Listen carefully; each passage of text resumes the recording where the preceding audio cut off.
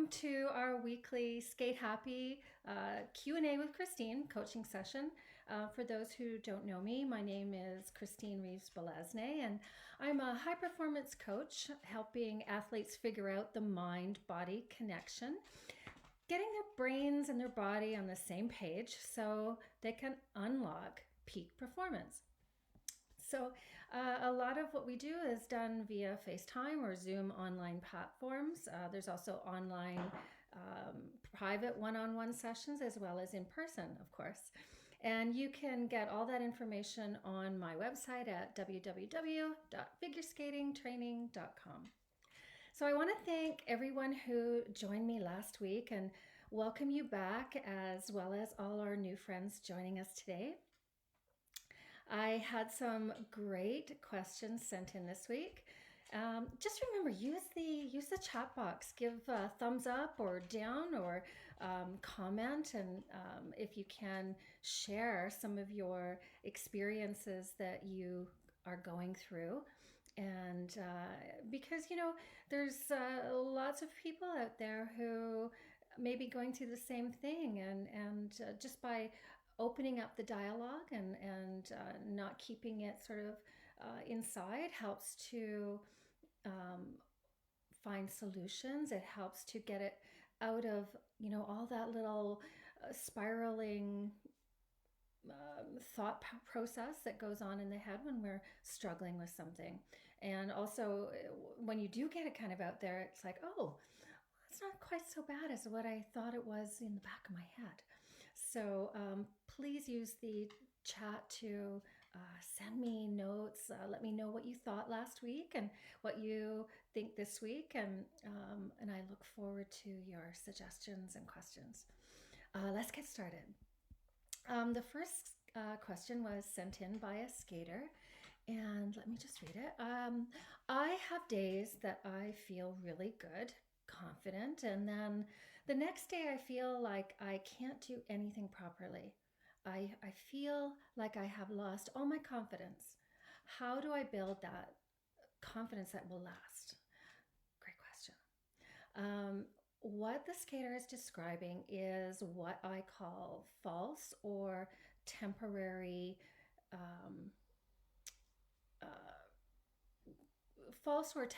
confidence, and that comes and goes depending on what a skater is feeling, what a skater assumes that their coach thinks of their skating or their fellow clubmates. It's not real and not strong enough to stand up to the stresses and pressures of competitive sport.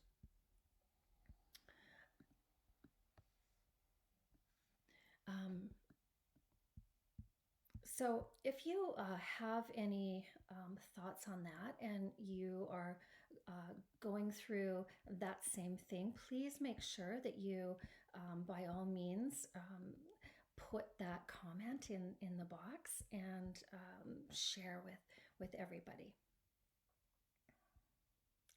Okay. And so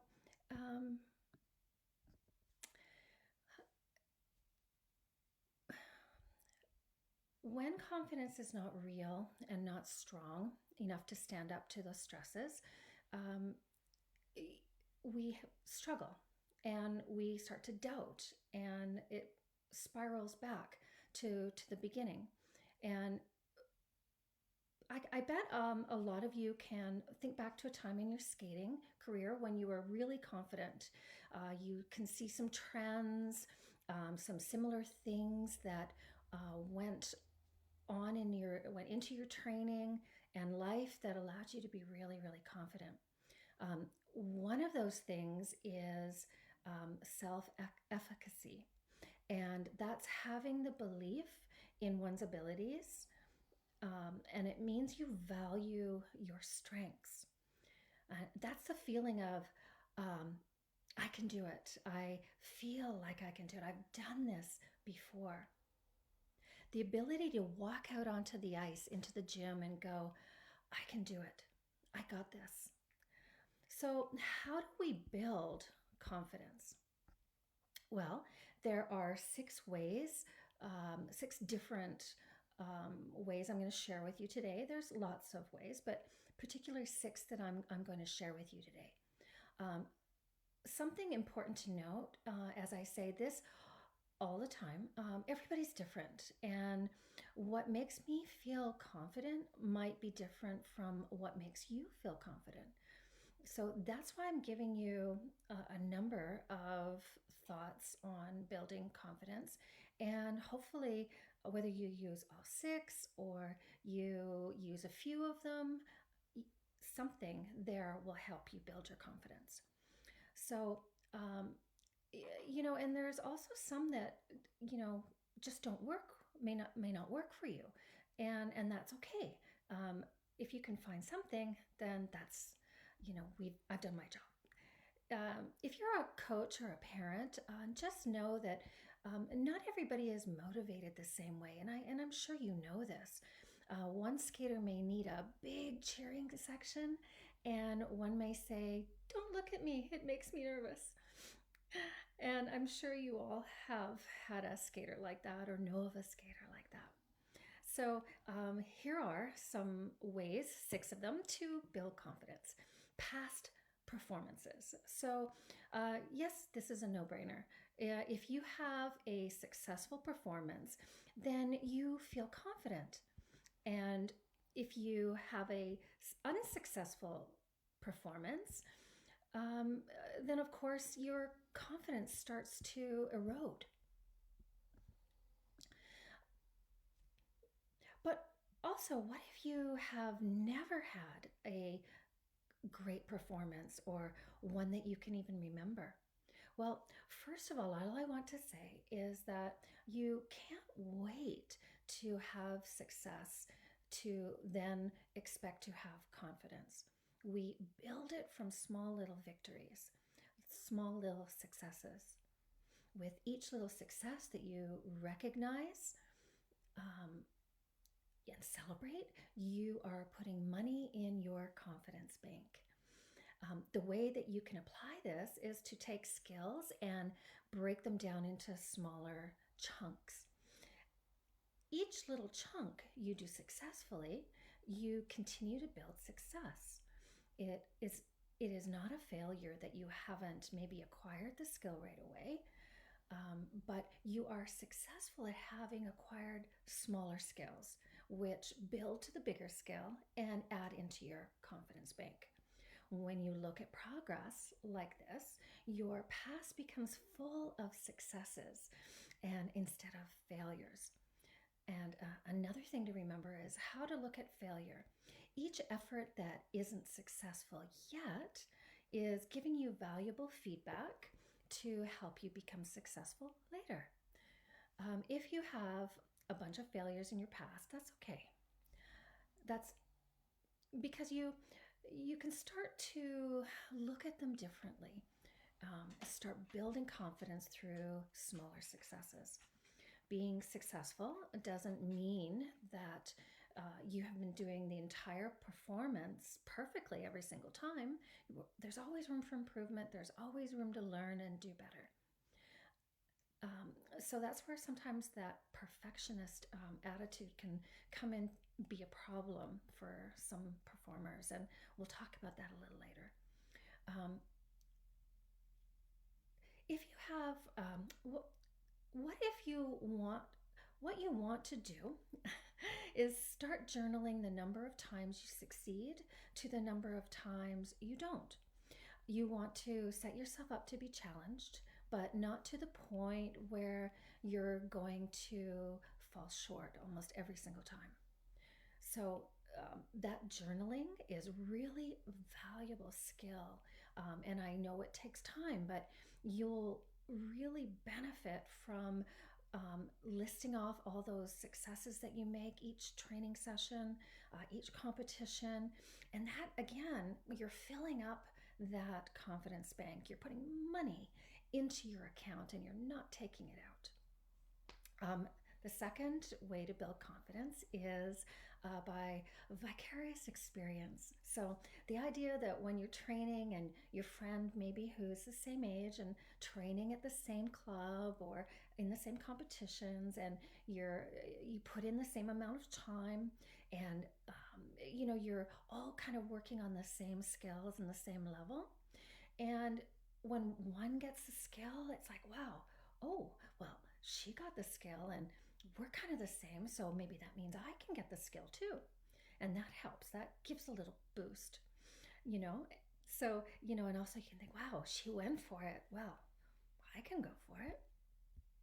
This also goes the opposite way too, where you're at a competition and the skater ahead of you has a rough solo, and then you go, oh no, I'm at that same level. I've done the same amount of training as she has or he has, and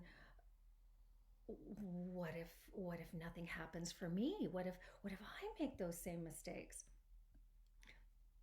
So, we can really run into problems there too. Um, be careful with that, because um, that one really isn't true. There's no genie and no gremlins, who are going to, just because someone else didn't do well, that they're going to make you skate well poorly too, right? Remember, our thoughts create our feelings and our emotions, and those emotions and feelings really affect how we skate. So, if we've got all that negativity and lack of confidence and lack of belief in ourselves, well, your muscles are going to be tense. You're not going to skate freely and the way you would in practice or normally. So, really guard against every little thought that, maybe you don't think it's a big deal, but even the smallest of seed can grow into a great big oak tree. Then we go to number three, verbal persuasion. This basically means people talking, like saying, your coach is saying, you got this, you've been training really hard. You've done this before, you've got this. And, whether you're saying that to yourself, I can do this, that inner pep talk, or it's, your coach is saying that you can do it, you internalize that. And if you look at what your coaches are telling you, and they're telling you that, you've done this before, you can do this, you've got this, a part of us trusts that coach, trusts our parents, and then you can say to yourself, they're right. I do got this. I have been doing well. I have run through my program over and over again. I've landed these jumps. I've done these skills. I got this. Um, so, even your teammates, your parents, and even your mental coach, right? Me, giving you encouragement and encouraging you to go for it. Remember, when you skate well, when you excuse me, you skate well when you feel good, and we skate poorly often when we feel poorly and down and nervous. So our mood, our attitude, our thoughts really affect our performance. So anytime you notice you're thinking, I can't do this is not going well, or these kind of thoughts, they are literally eating away at your confidence. They're taking money out of that confidence bank. So don't let that happen. When you feel those thoughts coming in, again, that's where having awareness as an athlete up to your thoughts and using your reframing is really, really important. And then focusing on your keywords, getting right down there. It's like, what should I be thinking of now? I shouldn't be thinking of what people are thinking or coaches are thinking, or even the judges, what they're thinking. I've got a job to do. And like horse and blinders, focusing on those skills. Mantras, if I didn't mention, mantras also really, really help to ground you in positive feeling. And then the keywords, keep your mind focused, like your mental choreography, just like the choreography that you would, that your choreographer gives you for your program. It's set. You don't go out on in a competition and just decide that you're going to skate any old way. Well, hopefully you don't. But our thoughts need to be choreographed the same way. And so filling our mind with the right things, the same as filling our body with good food to give us energy, is part of the tools that any competitive athlete needs to have in their toolbox. Number 4, emotional state, the attitude you choose. This is when you show up to training in a bad mood and you get nothing done. I think everyone at one time or another has had the thought, I'm here because I'm supposed to be here, but I'm not going to have any fun doing it. I'm just going to look at the clock, get it done, get it over with, and go home. No one can promise that you will never have a bad day. I'm certainly not going to tell you that. And you're going to have times where you feel unmotivated and feel off. So what do you do if you have a bad day at school, say? You have a fight with a friend or sibling or parent. If you show up to the rink with a bad mood, you need a plan. You need to be able to flip that around and reset your mood, your attitude, and leave it at the boards. Like literally, imagine a lockbox. Open up that lockbox, drop all of those problems in there, lock that sucker up, and then step on the ice with the attitude of, I'm here to train because I have a goal and I have things that I want to do, and I love skating and I love the feeling of that. Never forget how much you love doing what you're doing. Okay, and if you've forgotten how much you love skating, go back to when you were first skating and think about everything that just made skating just so fun. Okay, so getting back to bad mood, a bad mood brings negativity, negative thoughts, which create difficult emotions and feelings affecting your actions, and that decreases confidence. That's again taking money out of your confidence bank. And it also can, because of the negative thoughts and feelings, of course, your body's going to react. Remember our formula. And so that's going to decrease your skill level.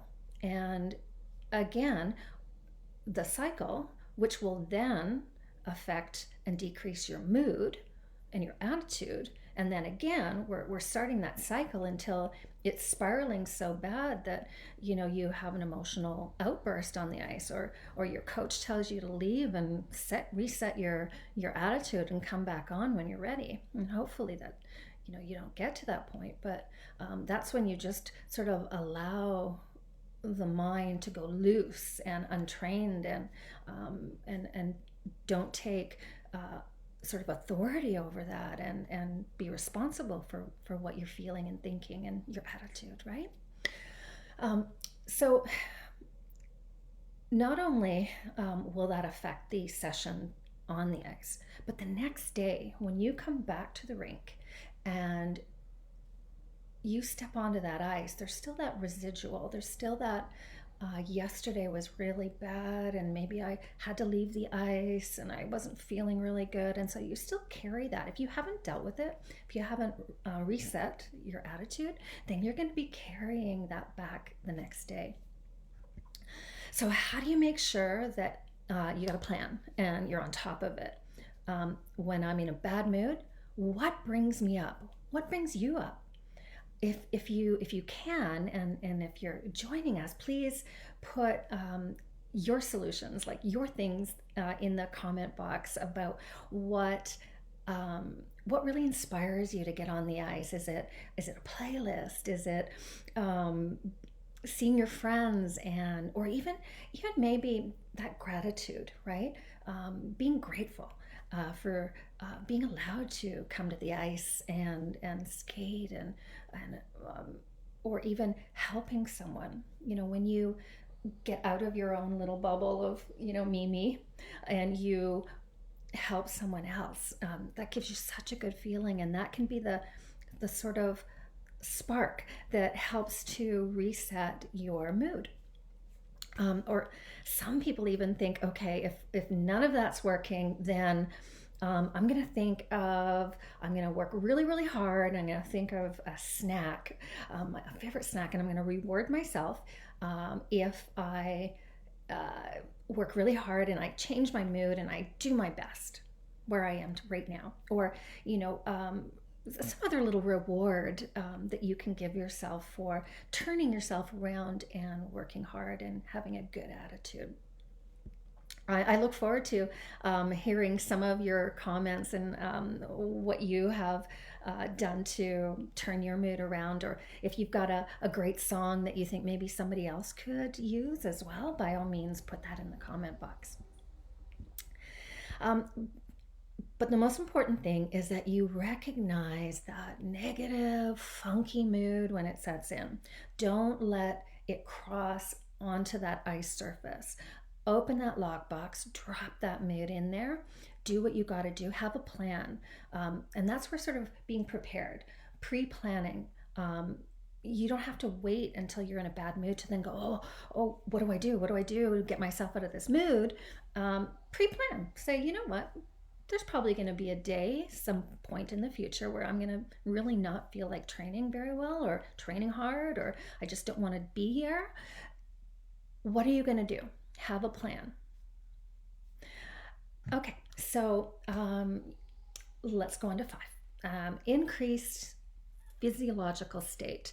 So that's your physiological state. That's the physical reactions of your body. Like when your heart is pounding, you're short of breath, you're scared, and your mind goes blank, your legs feel heavy, and your confidence starts to go. The doubt sets in, and that whole spiral starts again. Well, what you have to do is figure out what you have to do to get your heart to chill out. your lungs to chill out, right? And usually that is first recognizing that it's starting to spiral up out of your control. Take a breath, do your box breathing, bring your heart rate down, okay? And the worst thing that we can say to somebody is like, calm down, relax. That almost makes somebody like, steam going out the ears and the pot blowing off, right? So we have to also, as parents or coaches or friends, we have to be careful of our words too. Saying, oh, just relax, it's nothing, can also start to cause some anger to, like, stop telling me to relax, I'm relaxed. So, reminding your skater to take a breath, do your box breathing, do some visualization, and that usually can get the monkey mind calmed down enough and the logical brain sort of setting in, and then that skater can go, yeah, I was starting to get pretty out of control there, thank you. So also body scanning, meditation, that kind of thing really, really works. And there's some great meditation exercises that we use at Mental Toughness Training. So if you are interested in learning more about that, please contact me, and I would love to tell you how that can really make a difference in keeping you calm and grounded. Then there's imagery, okay, the last one, imagery and visualization, and I just touched on that a little bit. Imagery and visualization is so powerful. You literally, by using imagery and visualization, you are adding to the training. It's almost like you are physically on the ice training the skill. If you practice a lot and you get really good at visualization and imagery, you can literally imagine that you're out there with the sounds and the smells and the body feel and wind on your face and how your muscles feel when they're working just the way you want them to. And you're literally laying down neural pathways almost exactly the same way as if you were out there and doing this skill. So I highly recommend vivid, specific imagery and visualization. Lots, especially on skills that you are just learning or having difficulty with. It's like one of the best skills that you can ever learn. And so just a quick little overview. So for just some ways to build confidence, your past performances, your successes, all your accomplishments, the vicarious experience, using the successes of others to motivate you and encourage you, your physiological state, how to get into that peak state where it's just perfect. It's not too out of control and it's not too low. Verbal persuasion, your mantras, encouragement from coaches and parents. So, and then number 6, imagery visualizations. So give these a try. You may find that some work for you and others you've already got down. And remember to send me an email and let me know how you did and what works for you, and maybe if you need some help, what I can do to help you. And congratulations to you skaters who have begun to make strengthening your mindset a priority and seeing improvements in your performance. Way to go. Just awesome. So this week we also had some questions sent from parents as well, and about regarding self-doubt and disappointment. So I'm going to try and quickly get through that before our time is up. So for athletes dealing with self-doubt and disappointment, your brain is a huge part of the puzzle. Okay, and it's like you against you. And my job is to help teach athletes how to get their brain and their bodies on the same page and in alignment with your body, so that your body can do what you trained it to do. So when you get that happening, you overcome mental blocks, you build confidence, and ultimately you find your flow. And flow is when everything's falling into place and your training just shines through. And, that's what we call that peak state of performance, right? So, a question that I got from a parent yesterday, my daughter worked on her triple toe and triple lutz with her coach. He told her he was impressed and today wants to work on the triple flip. Last night, while telling me of how great her day was, she was so pumped about her triple toe and the triple lutz. She then said, but tomorrow he wants me to work on my triple flip, and I'm scared. I asked why, and she said, because my double flip is way up in the air and I don't want to fall from there. I just said, your double flip is awesome and it does have good height. If before skating today she says anything about her triple flip, is there anything I should say or should not, or maybe I shouldn't say anything? She's never expressed fear of trying anything before. It could very well have just been talk and I'm reading into it, but in case, I was hoping for your feedback on the best way to be supportive. What a great question. And first of all, I just want to give this mom big kudos for staying calm and staying positive, not trying to make light of the skater's fear or brush it off or argue or even try and convince her daughter that she shouldn't be scared, or maybe even herself getting caught up in the anxiety and fear. So way to go, Mom. Now, for those who don't skate, the statement of the skater can seem a little strange and even a bit illogical, right? You may ask yourself, if they're practicing the other triples, why would they be afraid of this one? Well, without getting into the technical differences of jumps, it's suffice to say that fear can be very illogical, and that fear of falling, of injury, is real and valid. And it's a valid thought. And I think at some point that every skater has felt what it is like to have a bad fall, or has witnessed another skater have a bad fall and an injury, because it is a possibility. It's a tough sport. So, uh, you know, um, this is a fear that can be difficult to control. If you're a skater and you have had the fear of falling, please put it in the comment box and share it. And I know that you'll benefit from group sharing like this. This is what this community, I'm hoping, will give to skaters, is the sharing of experiences. And I'm not alone. I'm not the only one that's feeling this way. Um, so, when the mind is filled with fear, the brain goes into its fight or flight survival mode. That monkey brain that swings into action to protect you and keep you safe. That's its job. And with the brain in survival mode, the body becomes tense. It's not calm and relaxed enough to work and do what it's supposed to and trained to do. So negative thoughts, anxiety, and doubt flood into the mind, and the skater more often than not will either circle or pop the jump, even bailing mid jump, or even refuse to do the jump completely.